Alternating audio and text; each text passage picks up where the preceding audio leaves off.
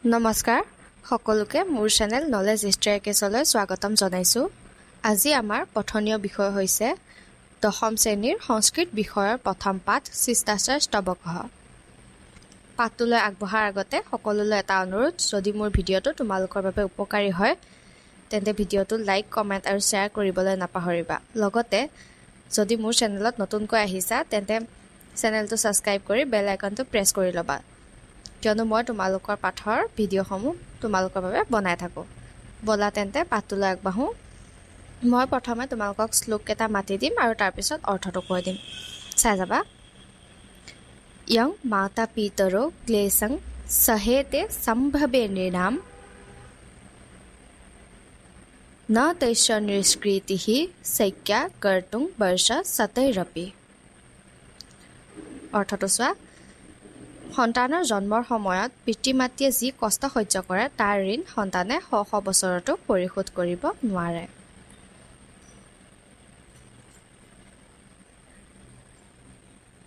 ত্ৰয়ো নিত্যং প্ৰিয়ং কুৰ্যাৎ আচাৰ্যস্য সৰ্বদা তেসেব ত্ৰিষু তুষ্টেষু তপঃ সৰ্বং সমাপ্যতে।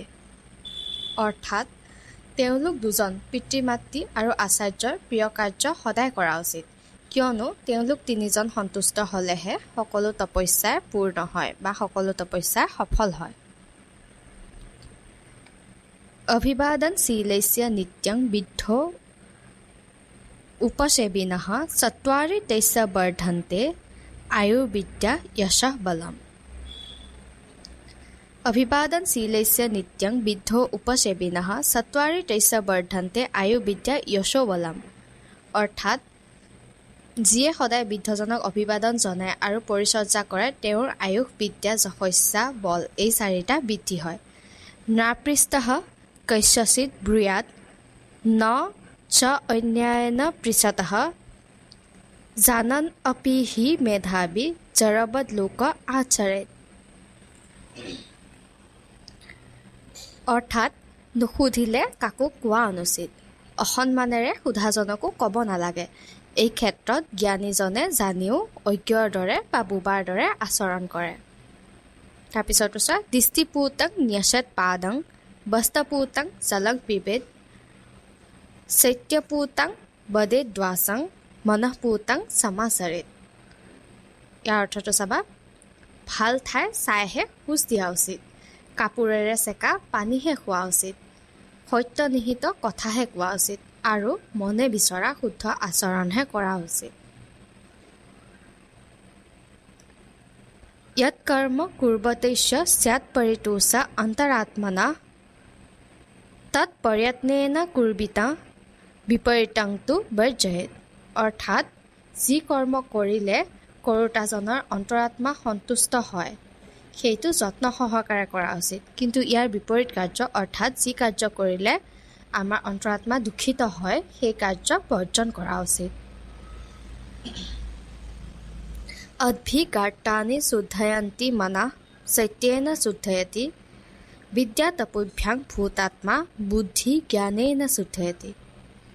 পানীৰেৰে শৰীৰ শুদ্ধ হয়, সত্য বচনৰ দ্বাৰা মন শুদ্ধ হয়, বিদ্যা আৰু তপস্যাৰ দ্বাৰা জীৱাত্মা শুদ্ধ হয় আৰু জ্ঞানৰ দ্বাৰা বুদ্ধিৰ শোধন কৰা হয়।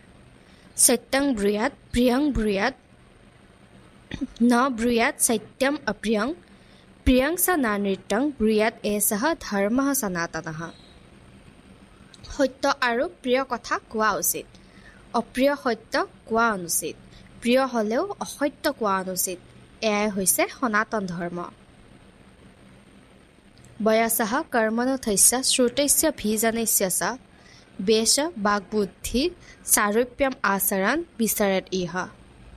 নিজৰ বয়স, কৰ্ম, অৰ্থ, শাস্ত্ৰ অধ্যয়ন তথা বংশমৰ্যাদা অনুসাৰে বেশভূষা, কথা বতৰা আৰু বিচাৰ বুদ্ধি অৱলম্বন কৰিহে আমি ইহলোকত বিচৰণ কৰা উচিত। অৰ্থাৎ পৃথিৱীত আমি নিজৰ বংশমৰ্যাদা, বয়স, কৰ্ম, শাস্ত্ৰ অধ্যয়ন আদি অনুসাৰেহে বিচৰণ কৰা উচিত।